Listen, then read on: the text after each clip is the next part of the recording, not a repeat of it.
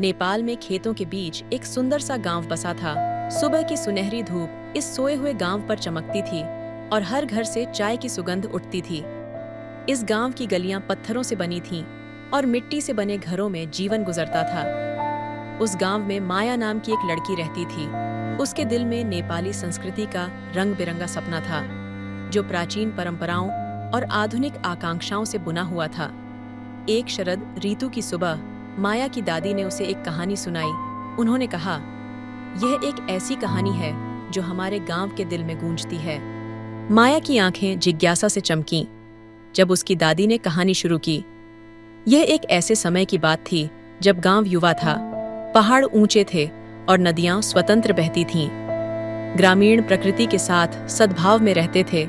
उनका जीवन मौसमों के तालमेल में बुना हुआ था। वे अपने त्योहारों को उत्साह से मनाते थे।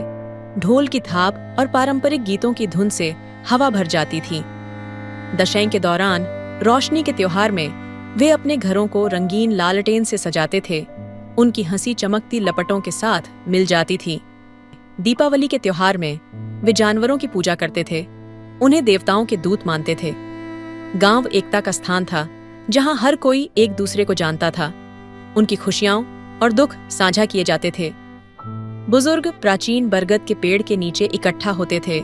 उनकी कहानियां अतीत की जीवंत तस्वीरें चित्रित करती थीं। बच्चे खेतों में खेलते थे, उनकी हंसी घाटियों में गूंजती थी।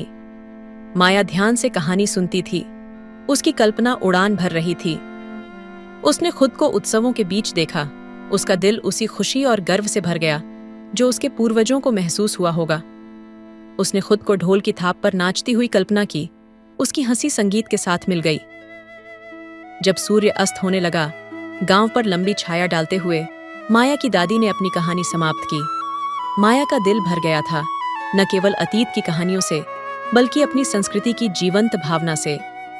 वह जानती थी कि उसके गांव की परंपराएं सिर्फ अतीत की यादें नहीं थीं, बल्कि उसकी पहचान का एक जीवंत सांस लेने वाला हिस्सा थीं। उस दिन से माया अपने गांव की विरासत की संरक्षक बन गई। उसने पारंपरिक नृत्य सीखा। उसकी चाल बहती नदियों की तरह सुंदर थी। उसने कहानी कहने की कला में महारत हासिल की। उसकी आवाज ने ऐसी कहानियां बुनी जो युवा और बूढ़े दोनों को मोहित करती थीं।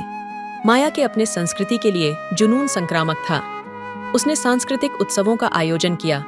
दूर दूर से लोगों को नेपाली परंपराओं की रंगीन दुनिया देखने के लिए आमंत्रित किया। उसके प्रयासों ने गांव में नया जीवन सांस लिया, पर्यटकों को आकर्षित किया, जो लोगों की गर्मजोशी और प्रामाणिकता से मंत्रमुग्ध हो गए थे। माया की कहानी संस्कृति की स्थायी शक्ति का प्रमाण बन गई। एक याद दिलाता है कि अतीत सिर्फ यादों का संग्रह नहीं है, बल्कि एक जीवंत शक्ति है जो वर्तमान को आकार देती है और भविष्य को प्रेरित करती है। उसका गांव, जो कभी एक सोया हुआ गांव था, अब नेपाली विरासत का प्रतीक बन गया। एक ऐसी संस्कृति के लचीलेपन का प्रमाण जो समय के तूफानों को झेल चुकी थी।